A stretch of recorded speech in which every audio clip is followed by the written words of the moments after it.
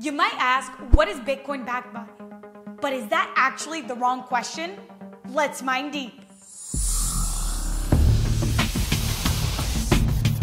The idea that Bitcoin lacks value because it lacks physical backing is a common misconception. Influential figures like Warren Buffett and Donald Trump have propagated this notion. I don't like it because it's another currency competing against the dollar. Essentially, it's a currency competing against the dollar. Yet with Bitcoin's rising market capitalization, there's a question of what actually supports it. So let's find out. The misconception itself actually comes from paper money, which was historically linked to gold. Paper money was the representation of something scarred, gold. But that officially ended 52 years ago when the gold standard was officially abandoned. I have directed Secretary Connally to suspend temporarily the convertibility of the dollar into gold. Countries then shifted to fiat currency, where money's value comes from trust and government backing. Although not tied to anything physical, confidence in fiat currency gives it value. What is this? I mean, it's probably not very good as toilet paper. It's not good as wallpaper. This confidence is based on past experience and is not foolproof. Bitcoin, like gold, is scarce. And unlike gold, it's divisible and portable. Gold doesn't need to be backed by anything, and neither does Bitcoin. Bitcoin's value then comes from its scarcity and utility. And Bitcoin's adoption as a legal tender in some countries reflects its growing utility. That is why next week I will send to Congress a bill that will make Bitcoin a legal tender in El Salvador. At the core of Bitcoin's value proposition is its public blockchain ledger. This ledger records and verifies all transactions on the network, creating a transparent and tamper-proof record. Unlike traditional financial systems where transactions can be hidden or manipulated, Bitcoin's ledger ensures trust through open visibility, meaning everyone can see every single transaction at any given time. It's not hidden in the vaults. Bitcoin security is rooted in its cryptographic underpinnings. Complex mathematical algorithms power the blockchain, making it virtually immune to hacking. Just do the math. Transactions are verified through intricate calculations that require enormous computing power. This energy-intensive process ensures that transactions are legitimate and prevents double spending, a critical aspect of any functional currency. It also helps make Bitcoin more tangible, bringing its production and transactions into the real world and giving it a real cost. There's an old saying, time is money, and when it comes to which money you choose to store your valuable time in, you have two simple options. Do you want a money that is backed by nothing and represents debt and is subject to inflation? Or do you want a hard money that you can verify yourself that has a hard cap, 21 million? Let's be clear, Bitcoin's value doesn't need to rely on physical assets. It draws worth from its inherent qualities, scarcity, divisibility, portability, durability, fungibility, and acceptability, all which make it a superior form of money. As the world shifts towards recognizing the dominance of such sound money, the notion of physical backing becomes secondary in the face of Bitcoin's innovative potential. Just remember, there is no second best. And don't miss Michael Saylor Backstage. I'd be very interested in finding out what inspired Satoshi to create the Bitcoin network that is the solution to freedom and property rights for 8 billion people. One of the things that most people admire about you is that you're diamond hands. How do you not let what the media says affect you keep buying and buying and buying and buying? Well, I think a lot of times the media writes stories that are clickbait stories, so oftentimes the negative story, FTX melts down, that scares other people, but that's good for Bitcoin. Every time there's a negative story in the world that scares people that are short-term focused, they say, well, these stocks aren't working, the economy's got a problem, the politicians have a problem, this institution doesn't work, that crypto exchange failed.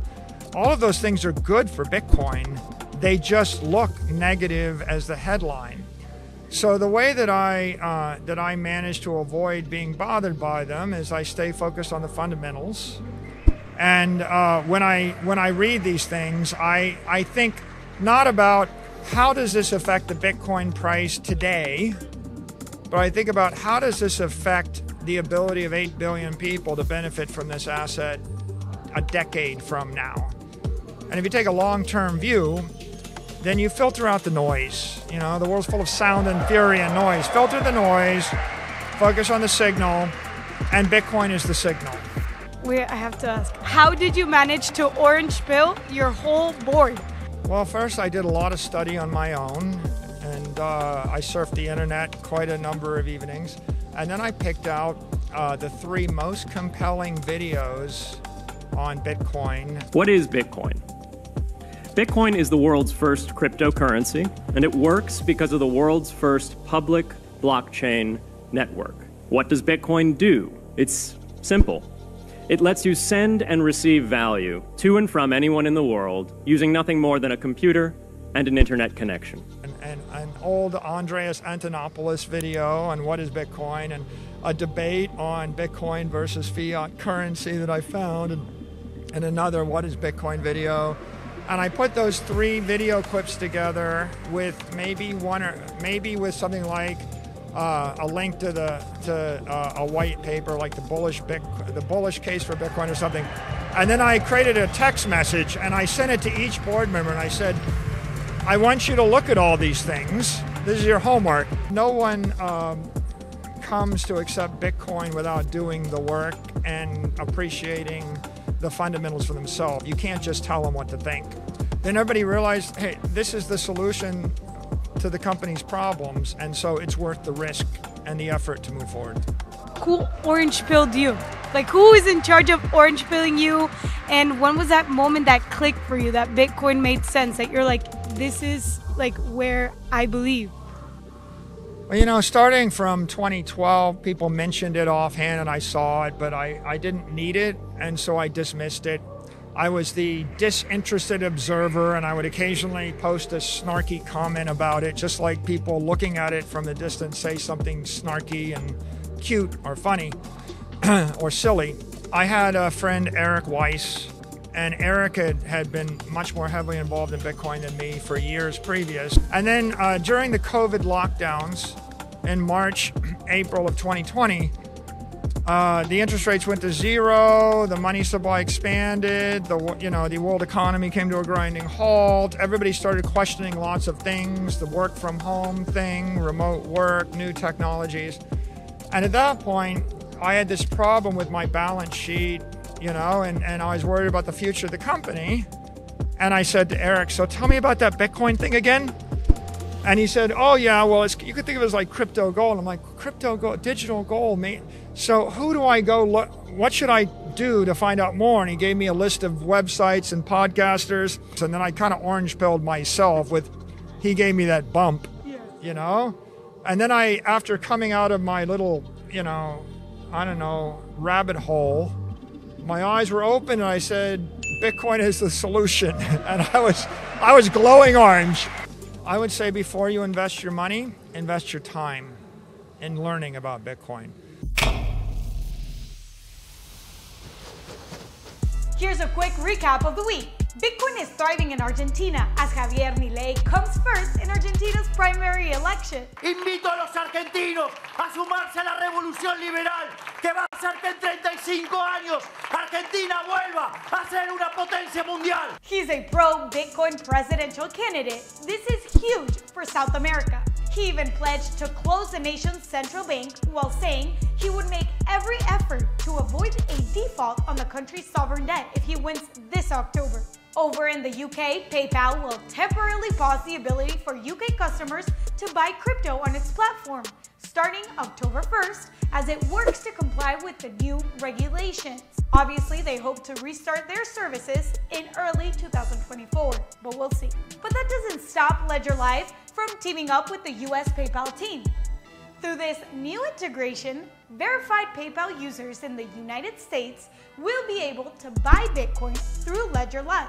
Visa is currently under investigation by the US Department of Justice, over how it charges merchants for technology it uses to protect cardholder information, meaning they charge retailers more if they don't use Visa's exclusive tokenization technology. That's like a dictatorship. And it looks like the SEC is trying to delay the set of deadlines for Bitcoin ETF approval to early 2024. Kathy Wood, the CEO of ARK Invest, just received the most recent delay from the SEC on August 11th for another 21 days. Remember, under their guidelines, they're allowed to delay ETF applications for up to 240 days. So we're counting. And another thing that we're counting is former President Trump's $2.8 million Ethereum stack. Looks like the runner-up president prefers the runner-up crypto. It makes sense. Now I get why he's so anti-Bitcoin.